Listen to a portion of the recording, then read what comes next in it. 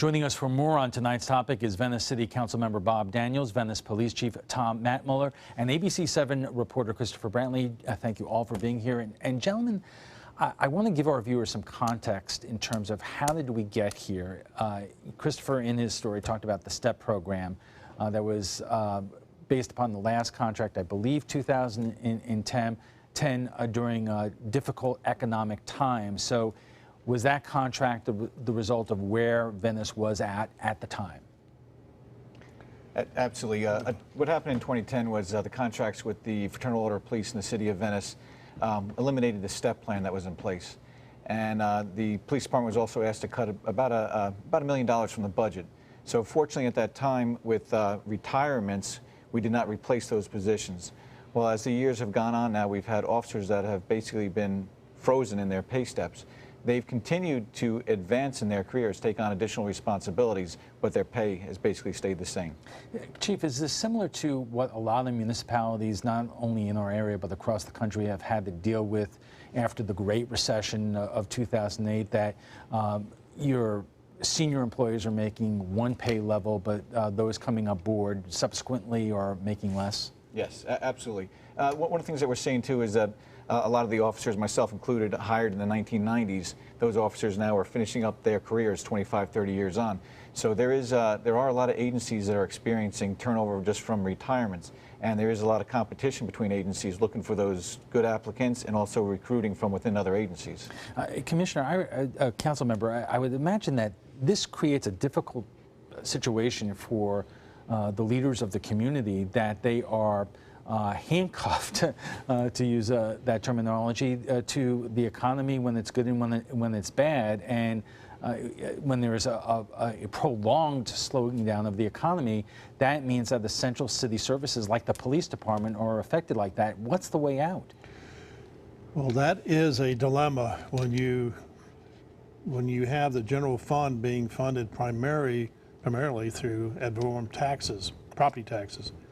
And when the economy went sour, the property values went down. We never adjusted any tax millage, but we lost revenue, several $1 million, and we also laid off about 80-some people. And that is a problem, having especially public safety linked to property tax. And that's the reason why I proposed a couple of meetings ago on our fire department is taking them out of the general fund and setting up an enterprise fund using fire tax fees, which would not fluctuate.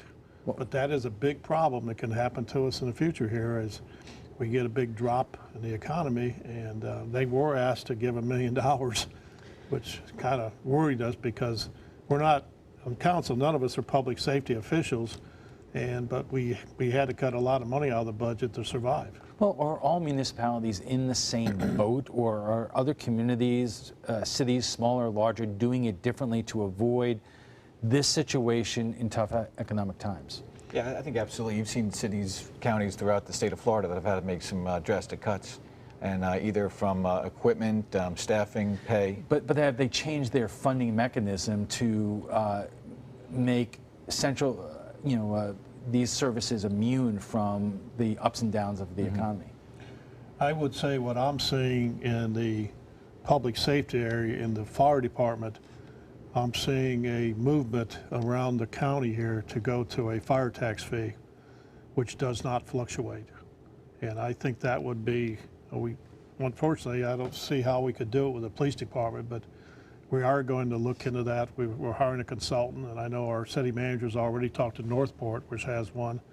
And of course, the county has one. But we're finding that around us, most people are funding the fire department with a fire tax fee, not property taxes. Chris, you have your finger on the pulse down there. What are officers telling you in terms of, has this resulted in increased stress, morale issues? I know the officer that you dealt with thinks a lot about the chief and the department, and it's a quality of life issue to be able to work and live down there. But what kind of toll and impact is this having?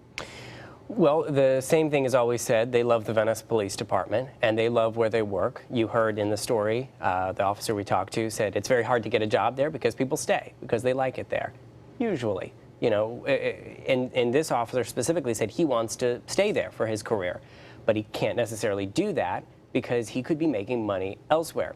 And while he's been there for several years and hasn't gotten that pay raise, he said the same thing that we've heard several times: if I could get that pay raise, then I would absolutely stay. His counterpart, as we said in the story, is making quite a bit more than he is. And what impact does that have on when you have one person doing a job at so much less than somebody who is working right down the street?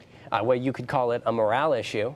The officer we spoke to is an SRO, the school resource officer at Venice High School, and he says while he's very much so loves his job, it does harm him, and he does think about it at nights, and it does keep him up at night. So I would definitely classify it as a morale issue. All right, now it's important to note that the City Council just today voted to put more money into a fund so police officers could make more money, but you have a collective bargaining issue here, Chief, if you could explain that. Well, one of the things we'll have to do now is the union, the Fraternal Order Police and the City of Venice will have to come to some type of agreement. What we're going to be asking to do is open up the contract, renegotiate the pay schedule. Before the contract is... Before the contract it doesn't open up for another year. So if we can open the contract up this October, reschedule the pay structure, and then hopefully move forward. We're trying to prevent the officers that are hiring on and leaving, because the amount of money that I'm spending recruiting and just retaining the officers, the amount of money that is spent taking on that initial officer and getting maybe only 1 or 2 years out of them and having them leave and go to another agency, I basically just paid for that agency to have a experienced officer with certificates and training in radar laser detection, criminal investigations, traffic homicide investigations, extensive training that we're not benefiting from. Bob, how much money has the council put into the pot here, and is it enough over the long term? Well, we took what the chief and the union person recommended. I think it was $160,000. That is to take care of the gaps we have. And I want to say this: these people are not talking about $1,000 or $2,000. You're talking about $5,000, $10,000, $15,000, and that's like $1,000 a month that person could be bringing in, moving somewhere else in the county. So it's a lot of money, and it really, to Chris's point there, it hurts our morale when the person's going home and saying to the family, well, I'm making $10,000 less, that's $1,000 a month. It's pretty hefty. In fact, if we're only talking about a couple thousand, I don't think we have a big issue, but the gap is pretty wide on some of these positions. Let's talk about the larger historical issue here. I remember back in the 90s when the crime bill was passed under President Clinton, the federal government flipped the bill for 100,000 new police officers. Right. That was for a certain period of time. I would imagine it helped a lot of communities like Venice, and then the money went away.